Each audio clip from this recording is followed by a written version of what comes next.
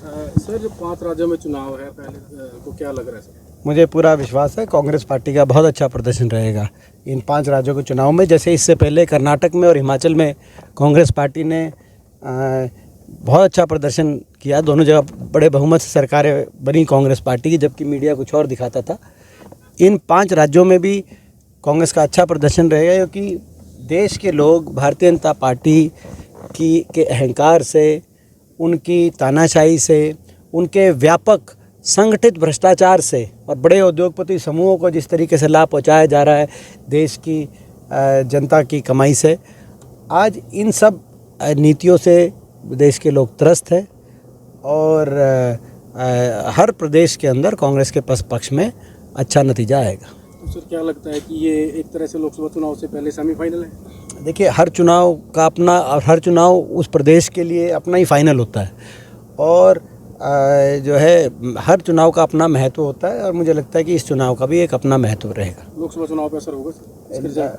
निश्चित तौर से हर चुनाव का, जैसे मैंने कहा कि जो कर्नाटक और हिमाचल में भी जो कांग्रेस जीती, तो उससे देश की राजनीति में एक संदेश गया कि जो देश को, विपक्ष को मारना चाहती है बीजेपी ईडी सीबीआई का इस्तेमाल करके, पर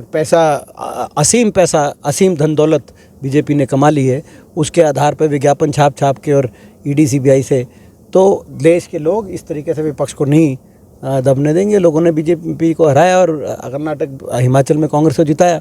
ऐसे इन 5 राज्यों में भी दोबारा देश के लोग संकेत देंगे कि 2024 के अंदर विपक्ष मजबूती से इंडिया गठबंधन आगे आएगा। हरियाणा में सर आप किस मिशन को लेकर के निकले हैं? देखते हैं मैं आता है कि सबसे ज़्यादा कार्यक्रम, और आप हर रोज़ कहीं ना कहीं किसी जिले में कार्यक्रम कर रहे हैं सर। देखिए, हरियाणा के अंदर हमारा हरियाणा को बचाने का मिशन है। हरियाणा के नौजवानों के भविष्य को बचाने का विजन है। हमारा लक्ष्य हरियाणा किसान, कर्मचारी, व्यापारी, गरीब आदमी के भविष्य को बचाने का है। हरियाणा दोबारा विकास, खुशहाली के रास्ते पे आगे आए। आज स्थिति क्या है? देश में सबसे ज़्यादा बेरोजगारी कहाँ? हरियाणा में।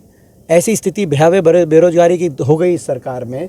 ना सरकारी नौकरी सरकार ने दिला पाई, ना ही प्राइवेट के अंदर इन्वेस्टमेंट हो पाई। आज हर घर में एक नौजवान बेरोजगार की फ़ौज खड़ी हो गई। आज कहीं नशे की तरफ हरियाणा का आज नौजवान कहीं नशे की तरफ की बात आती है, कहीं डिप्रेशन की तरफ बात आती है, कहीं अपना घर बार बेचकर विदेश की तरफ अपना भविष्य खोजता है, कहीं मैक्सिको बॉर्डर क्रॉस करके पटाखे छोड़ने की बात आती है, कहीं अपराध की बात आती है। आज हरियाणा के नौजवान के भविष्य को इस सरकार ने बिल्कुल जो है अंधकारमय करने का काम किया। ऐसी स्थिति बन गई। पिछले 10 वर्षों में, साढ़े 9 सालों में हरियाणा में आपने देखा सरकारी नौकरी या तो समाप्त की जा रही हैं, पद समाप्त कर दिए गए, भर्तियाँ ही नहीं हुई, या जो भर्तियाँ हुई उनमें भर्ती घोटाले इतने हो गए। एचपीएससी के दफ्तरों में करोड़ों की बरामदगी हुई। 20 से सरकार का दावा कि पारदर्शिता के साथ नौकरियां दी गई। वही अब देखिए, आपने देखा होगा कि आज जो पहले तो इन्होंने पद ही समाप्त कर दिए, बहुत से पदों को कच्चे में परिवर्तित कर दिया, कौशल निगम का गठन कर दिया, जिसमें बैकडोर से जो है वहाँ पे बैकडोर से जो है कम वेतन पे और कच्ची नौकरियाँ जिसमें कोई रिजर्वेशन का प्रावधान भी नहीं है लिया जा रहा है। ये कोई सिस्टम नहीं। उसके बाद जो भर्तियाँ निकली वो या तो भर्ती घोटालों की, पेपर लीक घोटालों की भेंट चढ़ गई, या फिर भी कोई अगर लिस्ट निकली तो उसमें हरियाणा से ज़्यादा हरियाणा के बाहर के नौजवानों को या उसके अंदर मौका मिला। एसडीओ की भर्ती में जो एसडीओ की भर्ती निकली उसमें 80 में से 78 बाहर के थे, 2 ही हरियाणा के। एसडीओ इलेक्ट्रिकल में 99 में से 77 बाहर के, केवल 22 हरियाणा के। अभी जो असिस्टेंट प्रोफेसर टेक्निकल की 156 की पोस्ट निकली इस साल, उसमें 53 हरियाणा के, 103 बाहर के। ऐसे ही एचसीएस में 40 बाहर के। ये पारदर्शिता के नाम पे बाहर के लोग कैसे पारदर्शिता से हरियाणा में लग रहे हैं? यूपीएससी में तो हरियाणा के लोग टॉप कर रहे हैं, तो हरियाणा के नौजवान की मेरिट हरियाणा में क्यों नहीं बन पा रही? हमारी समझ से बाहर की बात है। पिछली बार भी एक ही भर्ती लाई है, आखिर में आके ग्रुप डी की भर्ती लाते हैं इलेक्शन से पहले, चुनावी भर्ती इसको मैं कहूँगा। केवल अपने जो है लोग, आज उसमें भी स्थिति ये आ गई कि 13,000 पोस्ट के अगेंस्ट 14 लाख बच्चों ने अप्लाई किया। इससे ज़्यादा भयावह बेरोजगारी आज बिहार में भी नहीं है, पूरे देश में कहीं नहीं है। ऐसी स्थिति में हरियाणा नौजवान जाए तो जाए कहाँ? इसीलिए आज हरियाणा का नौजवान निराश है। कहीं पढ़ा लिखा नौजवान, उसको समझ नहीं आ रहा क्या करे। कहीं कोई निवेश हुआ नहीं, कोई औद्योगिक क्षेत्र लगाया नहीं, खट्टर सरकार ने कोई इनकी कोई इस तरह की कोई दूरदर्शिता की कोई थिंकिंग है नहीं।